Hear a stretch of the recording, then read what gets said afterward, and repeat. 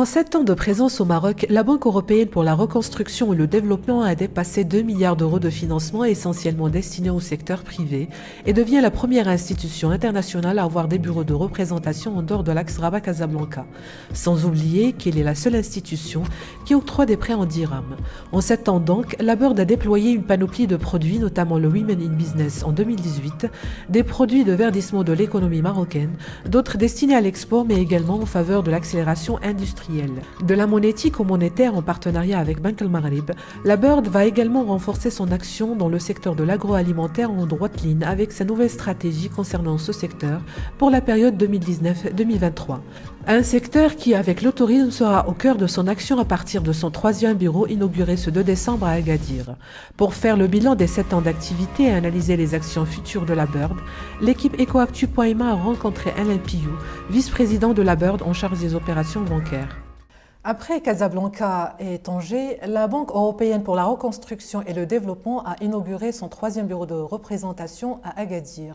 L'occasion pour nous d'accueillir M. Alain Pillou, vice-président de la Bird, en charge des opérations bancaires. M. Alain Pillou, bonjour. Bonjour. Et merci d'avoir répondu favorablement à notre invitation. C'est avec plaisir. Alors, peut-être un premier mot sur cette ouverture du bureau d'Agadir qui va couvrir la région Souss-Massa, mais également Marrakech-Safi, les deux zones qui contribuent, on va dire, à hauteur de 16,5% de points de croissance. Quelles sont vos perspectives pour ces deux régions ?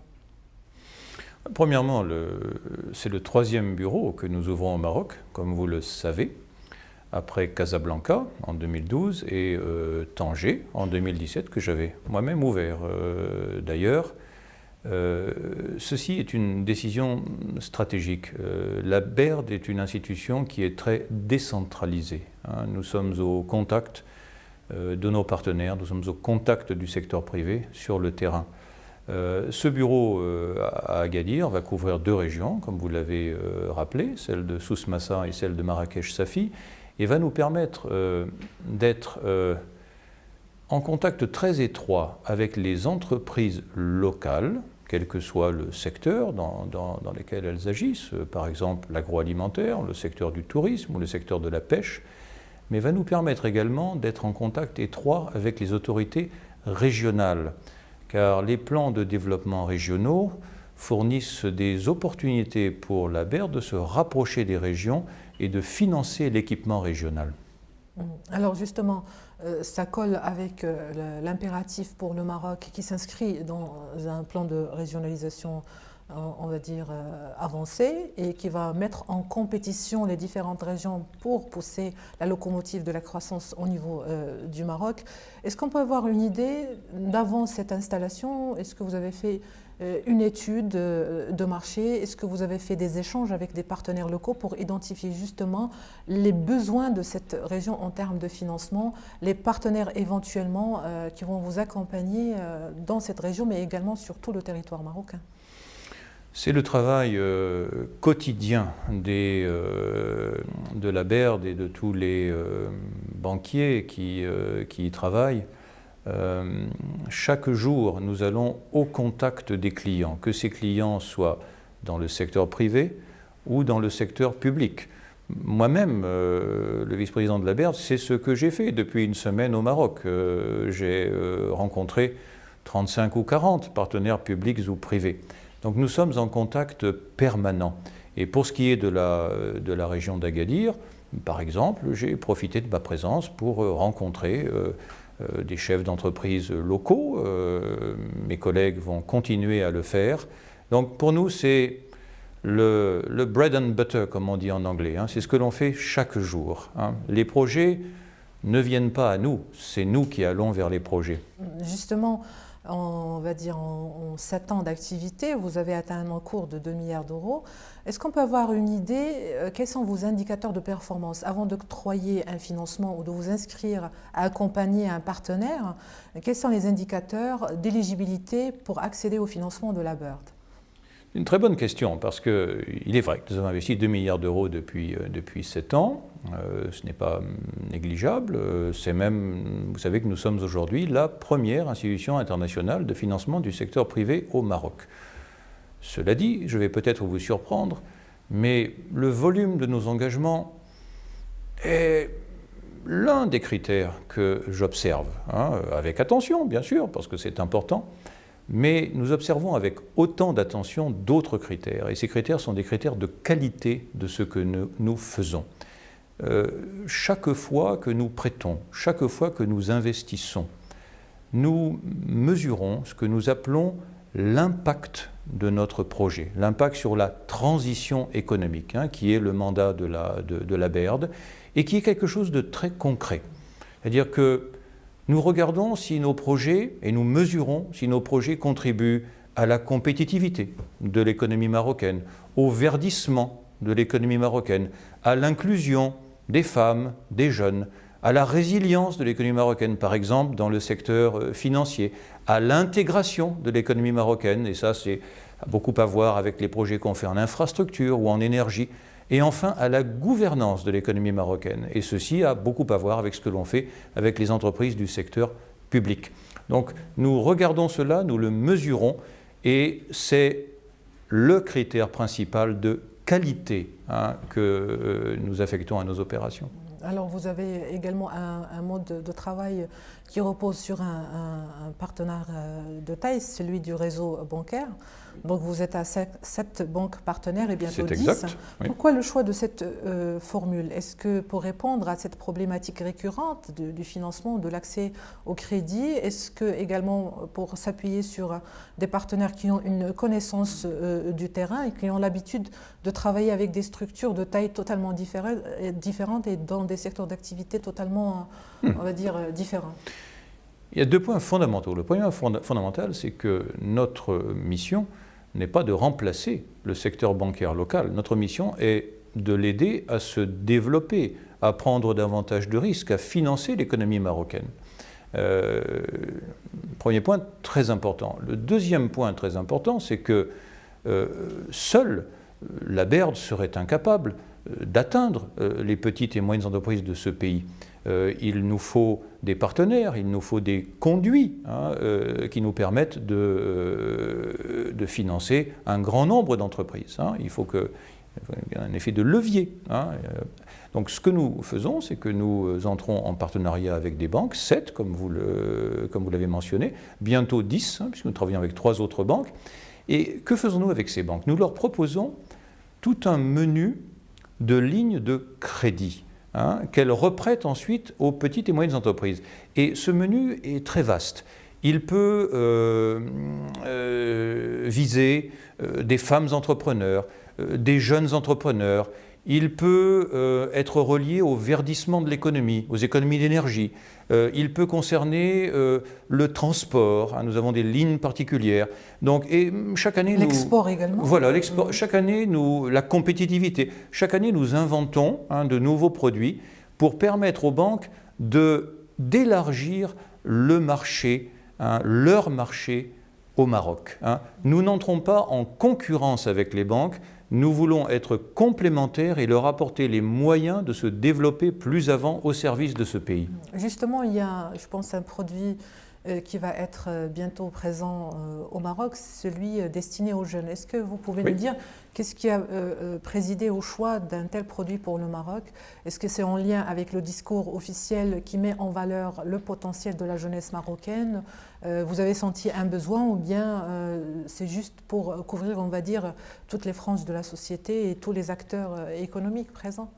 Ce que nous faisons au Maroc est bien entendu en phase avec la stratégie générale des autorités marocaines et en particulier avec le discours de Sa Majesté sur le nouveau modèle de développement économique. Et je rencontrerai bientôt le président de la commission nommé récemment par le roi. L'ambassadeur du Maroc à Paris, c'est ça, exactement. La réponse est évidente. Ce pays doit compter sur sa jeunesse. Comme vous le savez, le taux de chômage est relativement important dans la jeunesse. Il y a beaucoup de débrouillardise, mais il faut davantage d'emplois permanents. Et donc tout ce que nous pouvons faire pour développer l'inclusion des jeunes dans ce pays, nous le ferons. Et cette ligne que nous allons signer, j'espère, avec l'une des banques marocaines, nous voulons la multiplier et avec autant de banques marocaines que possible. Ce n'est pas d'ailleurs le seul moyen. À travers notre programme de conseil aux petites et moyennes entreprises, notre programme ASB, qu'on va mettre en place notamment à Agadir, qu'on a mis en place à Tanger, dans les régions du nord du Maroc, nous atteignons également les jeunes et aussi les femmes, qui sont un autre objectif de notre activité.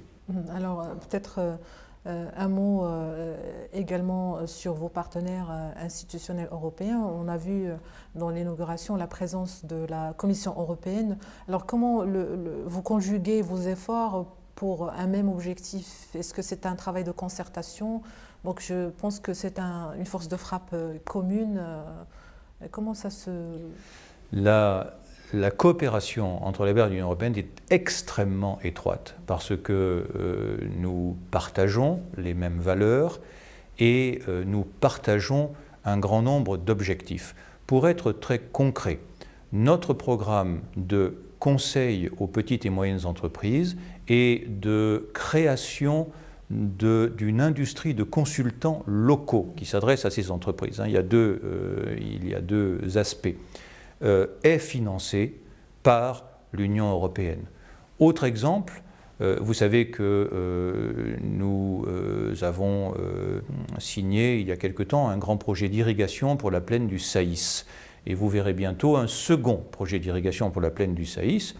Pour ce second projet d'irrigation de la plaine du Saïs, l'Union européenne apporte un montant important en subventions.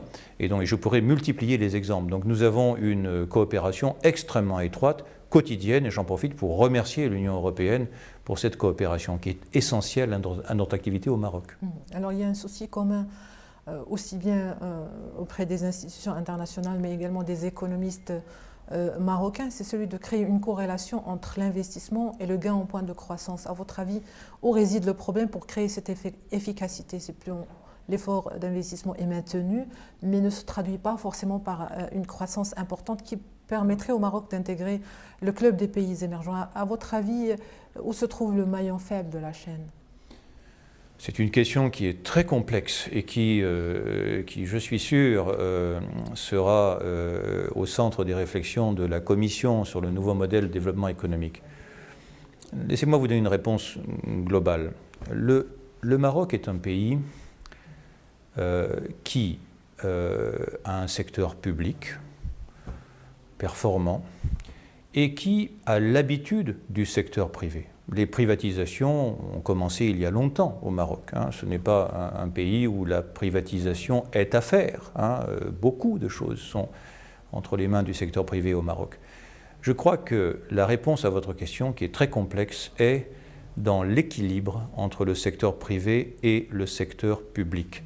C'est le secteur privé principalement qui créera les emplois et les richesses de demain au Maroc. Il est donc très important que dans le nouveau modèle de développement économique, une pleine confiance soit faite au secteur privé, quelle que soit sa taille, que ce soit des petites entreprises ou des très petites entreprises, mais aussi les moyennes et les plus grandes, et notamment celles qui ont la capacité de se développer au Maroc, mais aussi d'aller chercher des réserves de croissance à l'international.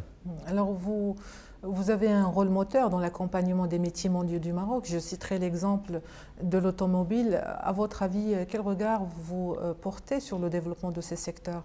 Est-ce qu'ils ont atteint un seuil de maturité, des limites? Est-ce qu'il faut diversifier davantage l'offre de production et exportatrice du Maroc? Vous qui avez un regard externe et donc, on va dire, vous avez moins la tête dans le guidon par rapport, on va dire, aux équipes dirigeantes ici, comment vous voyez un petit peu l'évolution de cet écosystème industriel marocain?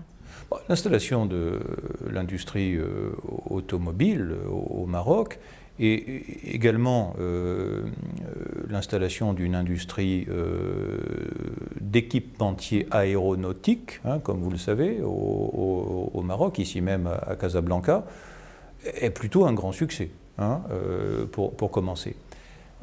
Cela dit, il est important que le Maroc participe davantage aux chaînes de valeur de ces industries, ce qui veut dire attirer encore davantage d'équipementiers dans le pays et créer des sociétés marocaines qui peuvent s'allier à des sociétés étrangères pour participer aux chaînes de valeur. Notamment augmenter le taux d'intégration locale. Absolument, absolument. Hein, c'est le fameux local content, hein, comme on dit en anglais. Absolument. Deuxièmement, les autres industries marocaines sont également très importantes et je pense qu'il y a beaucoup à faire, par exemple, pour accroître les exportations du Maroc dans le domaine agroalimentaire. Hein, et entre parenthèses, c'est un des objectifs de notre présence à Agadir. Parfaitement. Alors, on ne va pas vous laisser partir avant de nous dire un petit peu l'intérêt que vous accordez au Maroc. La Bird accorde au Maroc, je pense que ce n'est pas la première ni la dernière visite que vous effectuez. Celle-là est un record quand même, 8 jours. Ça dénote un petit peu de l'intérêt que vous accordez au Royaume. Je crois, merci Madame, je crois que c'est la plus longue visite dans un pays que j'ai faite depuis bien longtemps. Deuxièmement, c'est la deuxième fois que je viens au Maroc cette année et il n'y a que 2 pays sur les 38 pays couverts par la BED dans lesquels je suis allé plus d'une fois. Donc ceci démontre l'intérêt que j'ai pour le Maroc. Mais c'est aussi parce que je suis persuadé que, bien qu'ayant fait beaucoup de choses au Maroc au cours des dernières années, grâce à l'excellence de nos équipes, de Madame Veilleux, qui est notre directrice ici, de Monsieur Chiri, qui s'occupe du secteur des entreprises, je crois que nous pouvons faire davantage et nous voulons travailler encore plus pour investir au Maroc et développer la croissance et l'emploi dans ce pays. Alain Pillaud, je vous rappelle que vous êtes vice-président de la Banque européenne pour la reconstruction et le développement, en charge des opérations bancaires. Merci d'avoir répondu à nos questions. Merci à vous. Pour suivre toute l'actualité d'EcoActu.ma, inscrivez-vous sur notre chaîne YouTube et rejoignez notre communauté sur Facebook et sur les autres réseaux sociaux.